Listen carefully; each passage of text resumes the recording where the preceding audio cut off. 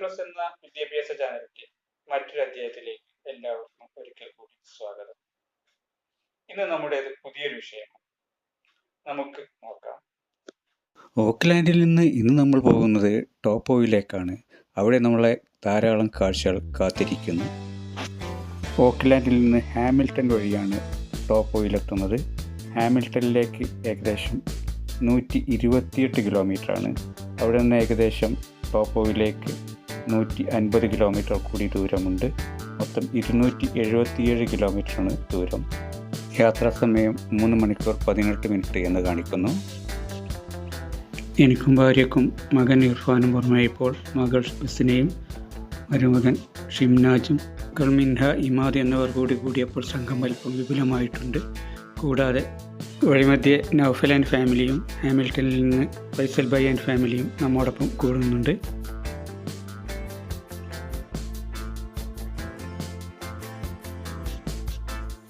Click top ബംഗി ജമ്പാണ് നമ്മുടെ ഒന്നാമത്തെ ലക്ഷ്യസ്ഥാനം. ന്യൂസിലാൻഡിലെ ഏറ്റവും ഉയരം കൂടിയ ക്ലിക്ക് ടോപ്പ് ബംഗി ജമ്പ് വൈക്കാട്ടോ നദിക്ക് 47 മീറ്റർ ഉയരത്തിൽ സ്ഥിതി ചെയ്യുന്നു.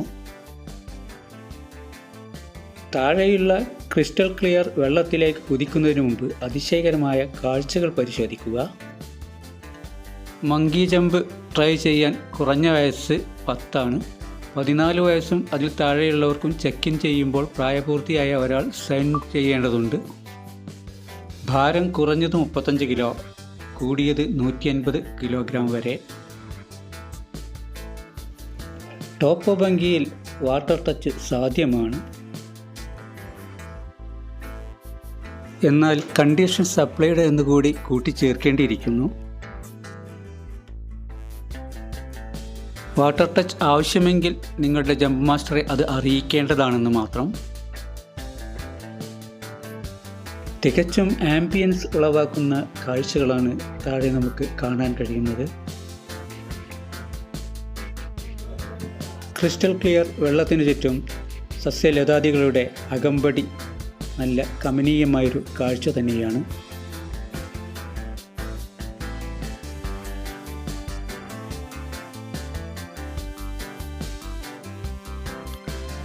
ഒരു ബംഗി ജമ്പ് നമുക്കൊന്ന് കണ്ടാലോ?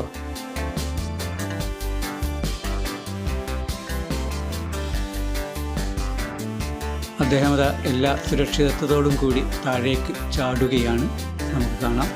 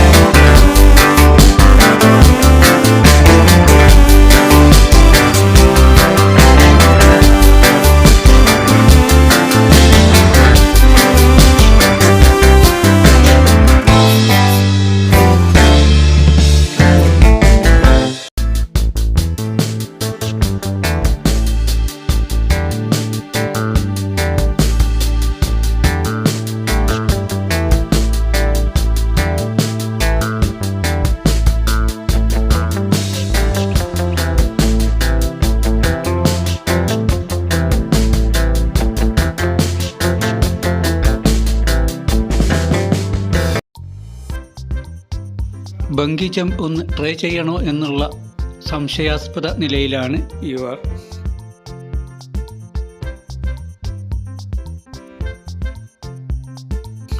ബംഗി ജമ്പ് നടക്കുന്ന സ്ഥലമൊന്ന് സന്ദർശിക്കാം.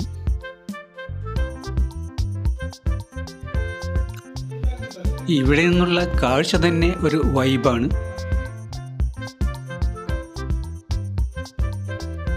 ചാടിക്കഴിയുമ്പോഴുള്ള അവസ്ഥ അത് പരിഭ്രമമോ ഉന്മാദമോ ഏതായാലും അതിഭയങ്കരം തന്നെയായിരിക്കും.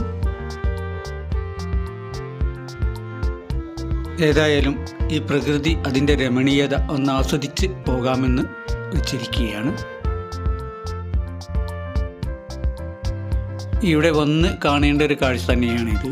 ക്യാമറയിൽ ഇതിൻ്റെ വന്യതയും ഭാവവും എത്രത്തോളം പകർത്തിയെടുക്കാൻ കഴിയുമെന്ന് അറിയില്ല.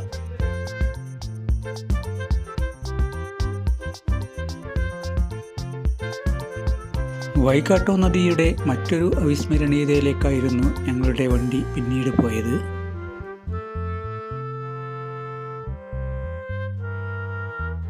ടോപ്പോ വീഥികളിലൂടെ ഞങ്ങളുടെ അടുത്ത യാത്ര ഹുക്ക വെള്ളച്ചാട്ടത്തിലേക്കാണ്.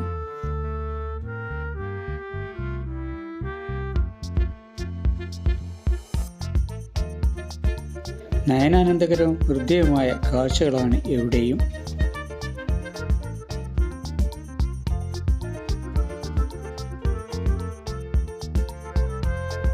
ഹുക്ക വെള്ളച്ചാട്ടത്തെ സമീപിച്ചിരിക്കുകയാണ്.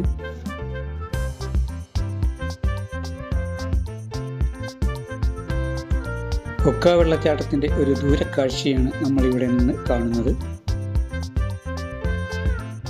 ന്യൂസിലാൻഡിലെ ഏറ്റവും നീളമേറിയ നദിയായ വൈക്കാട്ടോ നദി ഹുക്ക വെള്ളച്ചാട്ടത്തിൽ നാടകീയമായി ചുരുങ്ങുന്നു. വെറും 11 സെക്കൻഡിനുള്ളിൽ ഒരു ഒളിമ്പിക് വലിപ്പമുള്ള നീന്തൽക്കുളത്തിൽ വെള്ളം നിറയ്ക്കാൻ ആവശ്യമായ ശക്തി ഉൽപ്പാദിപ്പിക്കുന്നു.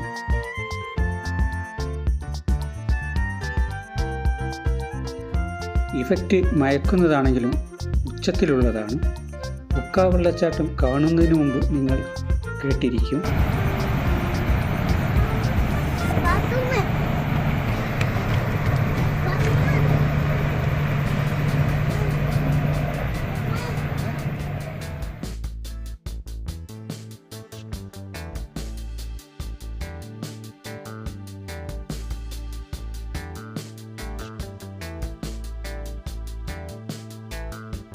ടോപ്പോ നഗരത്തിൽ നിന്ന് വെറും 5 മിനിറ്റ് ഡ്രൈവ് ചെയ്താൽ സ്ഥിതി ചെയ്യുന്ന വെള്ളച്ചാട്ടം കാർ പാർക്കിങ്ങിൽ നിന്ന് റാപ്പിഡുകൾ മുറിച്ചു കിടക്കുന്ന ശക്തമായ കോൺക്രീറ്റ് പാലത്തിലൂടെ കുറച്ചു നടക്കണം.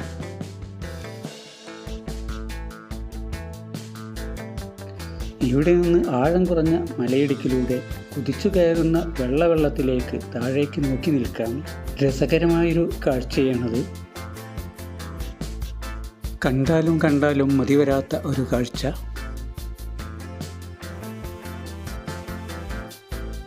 വെള്ളച്ചാട്ടം സന്ദർശിക്കുന്നതിനോ കാർ പാർക്ക് ചെയ്യുന്നതിനോ ചാർജ് ഈടാക്കുന്നില്ല എന്നതാണ് മറ്റൊരു പ്രത്യേകത. ഒഴുകുന്ന വെള്ളച്ചാട്ടത്തിൻ്റെ അളവ് പലപ്പോഴും സെക്കൻഡിൽ 220 ക്യൂബിക് മീറ്ററിലേക്ക് അടുക്കുന്നു.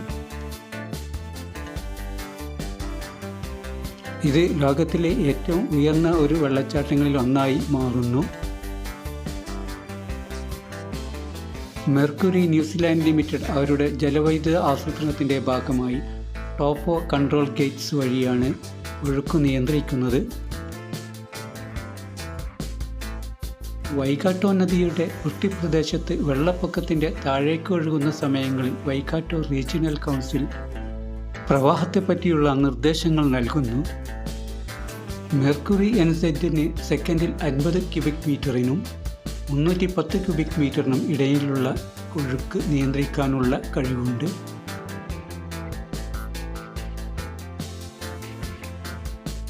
ഹുക്ക വെള്ളച്ചാട്ടത്തിൽ നിന്ന് ഏകദേശം 100 മീറ്റർ ഉയരത്തിൽ വൈക്കാട്ടോ നദി ഏകദേശം 100 മീറ്ററിൽ നിന്ന് 15 മീറ്റർ മാത്രം കുറുകെയുള്ള മലയിടുക്കിലേക്ക് ചുരുങ്ങുന്നു.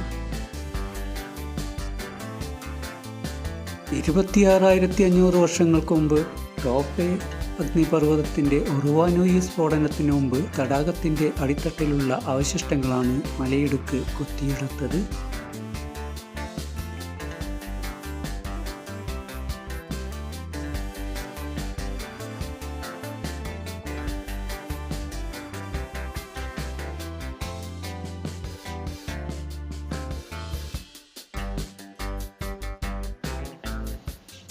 വെള്ളത്തിൻ്റെ കുത്തിയൊഴുക്കിൻ്റെ ഒരു വന്യമായ കാഴ്ചയാണ് ഇവിടെ നമുക്ക് ദൃശ്യമാകുന്നത്.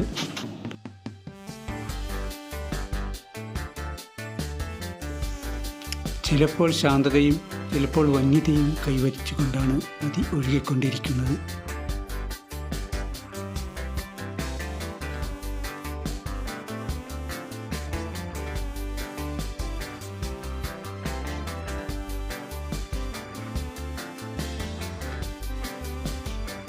ഇതുപോലെ ശാന്തവും വിശാലവുമായ സ്ഥലങ്ങളിൽ ബോട്ട് ഓടിച്ച് കളിക്കാനുള്ള സൗകര്യവും ഇവിടെ ഏർപ്പെടുത്തിയിട്ടുണ്ട്.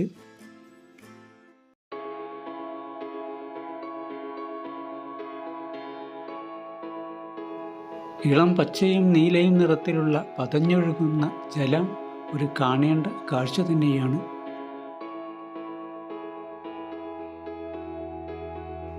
ഇരുകരകളിലെയും സസ്യജാലങ്ങളും വള്ളിപ്പടർപ്പുകളും ഒഴുക്കിനനുസരിച്ച് താളം വെച്ചുകൊണ്ടിരിക്കുന്നത് നല്ലൊരു ഹൃദ്യമായ കാഴ്ച തന്നെ.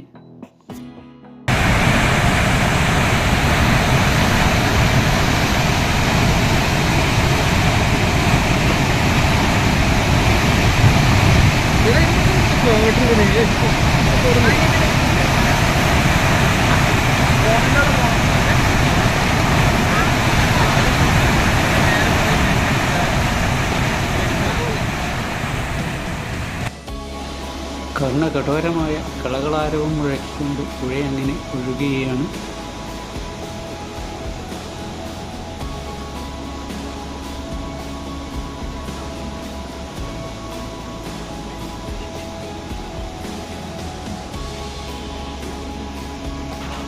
ഇതാ ഇവിടെ ഒരു പാലമുണ്ട്. ഫോട്ടോ എടുക്കാനുള്ള തിരക്കിലാണ് ഇവിടെ എത്തുമ്പോൾ എല്ലാവരും. നമുക്കൊന്ന് പോസ് ചെയ്യാമല്ലേ?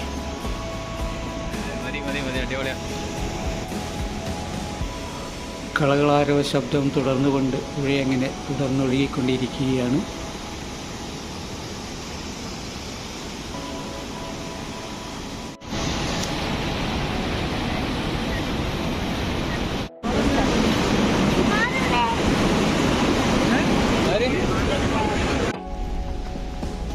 കാട്ടിനുള്ളിലേക്ക് നയിക്കുന്ന ഒരു പാതയാണെന്ന് തോന്നുന്നു ഇത് ഇവിടെ.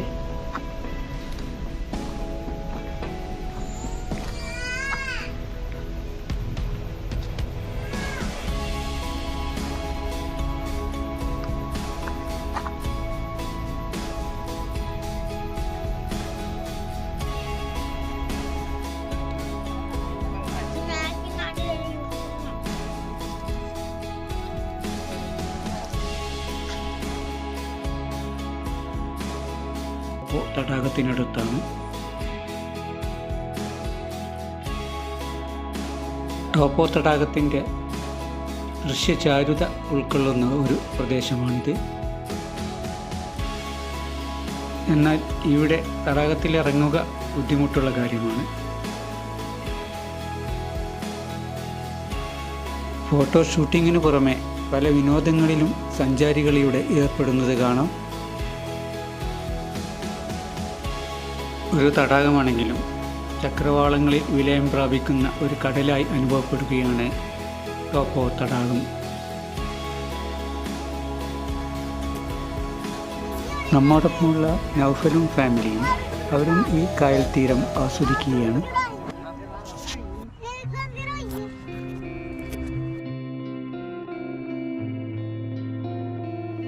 ഈ ആനന്ദകരവും ആസ്വാദികരമായ കാഴ്ചകളാണ് സഞ്ചാരികളെ ഇവിടേക്ക് ആകർഷിക്കുന്നത്.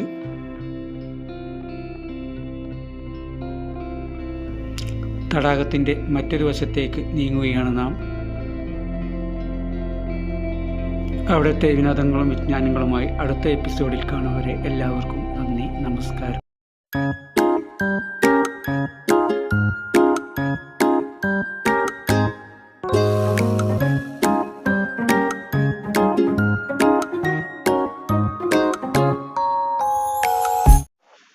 ഇതോടുകൂടി നമ്മുടെ ഇന്നത്തെ പരിപാടി ഇവിടെ അവസാനിക്കുകയാണ്.